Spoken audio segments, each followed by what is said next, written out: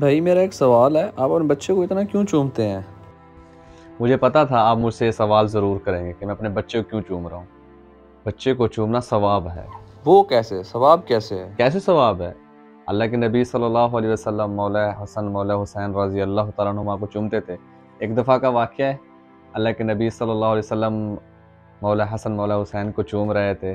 ایک صحابی بیٹھے تھے، انہوں نے عرض کیا یا رسول اللہ آپ کے اپنے بچوں کو چومتے ہیں؟ اللہ کے نبی نے فرمایا جی ہاں، اپنے بچوں کو چومتا ہوں۔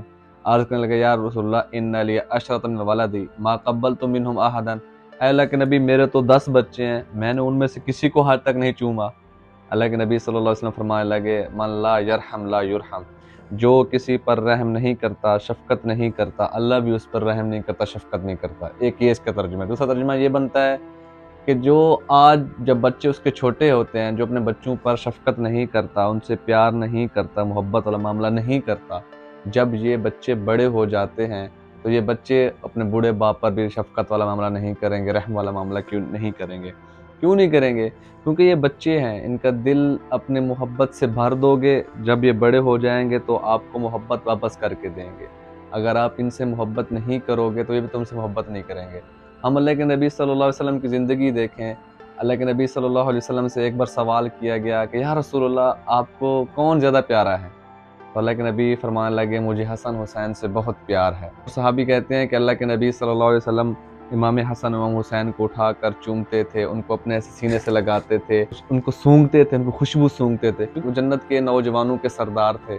اللہ کے نبی صلی اللہ علیہ وسلم کے پسینے سے خوشبو آتی تھی، وہ تو اللہ کے نبی کے نواسے تھے، اللہ کے نبی کے بیٹے تھے، اللہ کے نبی انہیں اپنا بیٹا کہتے تھے، تو ان سے خوشبو کیسے نہ آئے؟ وہ تو جنت کے نوجوانوں کے سردار، ہم تو ان کے غلاموں کے غلام ہیں۔ اللہ پاک ہمیں اپنے بچوں سے محبت کرنا سکھائے۔ اللہ کے نبی صلی اللہ علیہ وسلم کے بچے ذرا بھی روتے نا تو اللہ کے نبی تڑپ اٹھتے تھے، فوراً جاتے تھے اپنے بچوں کو دیکھنے کے لیے، کیوں رو رہے ہیں؟ رات کو روتے دودھ کے لیے، اللہ کے نبی کا گھر تو قریب ہی تھا، اللہ کے نبی فوراً امی فاطمہ کے پاس پہنچ جاتے، پوچھتے کہ میرے بیٹے کیوں رو رہے ہیں، ان کو کھلاتے پلاتے کچھ کیوں نہیں ہو؟ پھر اللہ کے نبی خود دودھ لے آتے، اپنے بچوں کو خود دودھ پلاتے۔ ایک بار اللہ کے نبی صلی اللہ علیہ وسلم خطبہ دے رہے تھے، جمعے کا خطبہ، تو امام حسن امام حسین تشریف لا رہے تھے۔ اللہ کے نبی نے دیکھا وہ بچے تھے، لڑکھڑاتے آ رہے تھے، کبھی ادھر گرتے کبھی ادھر گرتے۔ اللہ کے نبی نے خطبہ چھوڑ دیا، فوراً جا کر بچوں کو اٹھا لیا اور اٹھا کر کہنے لگے دیکھو اللہ پاک نے صحیح کہا ہے، اولاد واقعی فتنہ ہے۔ ہم نے فتنے کا بڑا عجیب مطلب نکالا ہوا ہے، ہم سمجھتے ہیں کہ فتنے کا مطلب آزمائش ہے، کہ اگر بچے پیدا ہو جائیں تو یہ ہمارے لیے آزمائش بن جاتے ہیں۔ حالانکہ فتنے کا مطلب یہ ہے آزمائش کا مطلب یہ بھی ہوتا ہے کہ ہم اپنے بچوں سے کتنی محبت کرتے ہیں، ہم اپنے بچوں کی تربیت کیسے کرتے ہیں۔ آزمائش کا دوسرا مطلب یہ ہے کہ ہم اپنے بچوں کی تربیت کیسے کرتے ہیں، ہم ان کو پالتے کیسے، ہم ان کو وقت کیسے دیتے ہیں۔ اللہ کے نبی صلی اللہ علیہ وسلم کے پاس کچھ عربی لوگ ہیں، اللہ کے نبی سے عرض کرنے لگے یا رسول اللہ اتقبلون صبیانکم، کیا اپنے بچوں کو چومتے ہیں؟ اللہ کے نبی نے فرمایا جی ہاں ہم تو چومتے ہیں۔ کہنے لگے ہم تو اپنے بچوں کو نہیں چومتے، وہ عربی لوگ کہنے لگے۔ اللہ کے نبی نے ارشاد فرمایا اب میں کیا کر سکتا ہوں کہ تمہارے دل میں سے اللہ نے محبت نکال لی، کہ بچوں کے ساتھ پیار کرنا یہ اللہ کی طرف سے ایک رحمت ہے، محبت ہے۔